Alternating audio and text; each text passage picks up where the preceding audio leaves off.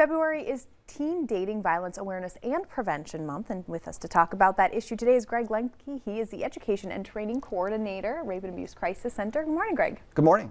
So can you tell me what the Awareness Month is about? Well, what is it? It's a great opportunity to raise awareness through education and social media and opportunities like this with the community about what is a real serious problem. Because sometimes people, when we talk about violence and abuse, people think it's just physical, so they think that it's not that big of an issue. But when we talk about it, it's emotional, it's verbal, it's sexual, it's cyber, it's tech. So it widens the scope of what the violence really is. And one in three teenagers will experience abuse in a relationship by a dating partner. That is a very sobering statistic. It is. It's a lot. It's when you encompass more than just the physical. And the important thing to understand too is that it doesn't just impact those teens. You know, it affects their siblings, their parents, their teachers, and so it affects the community really.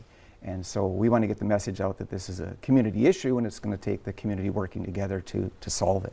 I think one thing that's interesting is that from the time that I was a teenager to teenagers today, there is just a lot more accessibility. People have access to social media, people can Zoom, they can Skype, they can, FaceTime, anything. It's so easy to get in touch with a person, whereas, my generation, we barely had Messenger. Sure. We didn't have a lot of those tools, and then the previous generation only had phones, so it's even easier now to get access to teens and then possibly, take advantage or have a bad relationship. What kinds of things are you doing there to try to curb that? Well, we do a lot of educational programs in the area, and we specifically talk about healthy relationships and teen dating violence in the middle and high schools in the area.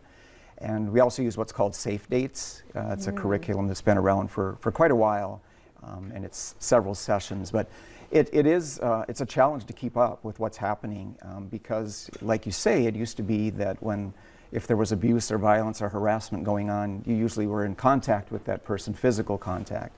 Now it can be done 24 hours a day, 7 days a week, stalking or following people. So it's created a lot more challenges and really difficult for the kids to kind of get a break away from that. So we just try and keep up on that with the latest information with our educational presentations. So there are all sorts of different types of relationships, and parents have some, teens have some. We all kinds of go about our own way. And I know teens are very big on privacy. What are some signs as a parent? What is something I should be looking for in my teenager to see that maybe we need to have a talk, that this is maybe not a healthy relationship they're in?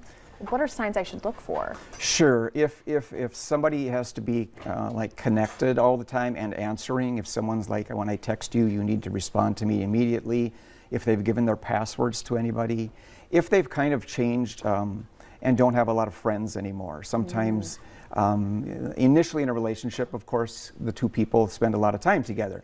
But if that continues to persist and the child's not going out with their friends, they're not involved in activities that they used to be in, things like that. Having to check with somebody all the time, can I go here, can I do this? Those are some signs that there's probably some control issues going on in that relationship.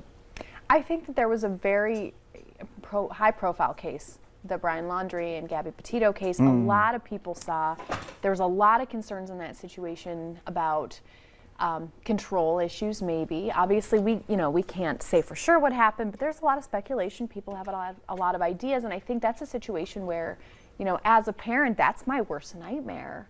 So I think that this is very valuable. I never want my child to be in a position where something like that could happen, or even where they feel like, they're stuck or they're controlled or anything like that. So how can people get in touch with you if they see these signs or if they want to get more information? Sure. At the Rape and Abuse Crisis Center, of course, we have trained advocates and counselors who are available. The advocates are available 24 hours a day, 7 days a week through calling our crisis line at 701-293-7273, or they can go to our website. So the counselors there are also available to help, to assist, to offer support and resources. And then in prevention education, we are in really all the schools in the Cass and Clay County area, even further beyond that a little bit. And if they want any presentations, especially like now with healthy relationships or teen dating violence or the Safe Date's one. They can just give us a call, ask for someone in prevention education, or again, go to our website, and we'd be happy to present to them. All right, well, thanks for coming on. Such an important topic. Make sure you reach out if you need some help or you have some questions, raccfm.com. You've also got the crisis line. If somebody has an immediate need, absolutely write that down. Make sure your teen has that as well.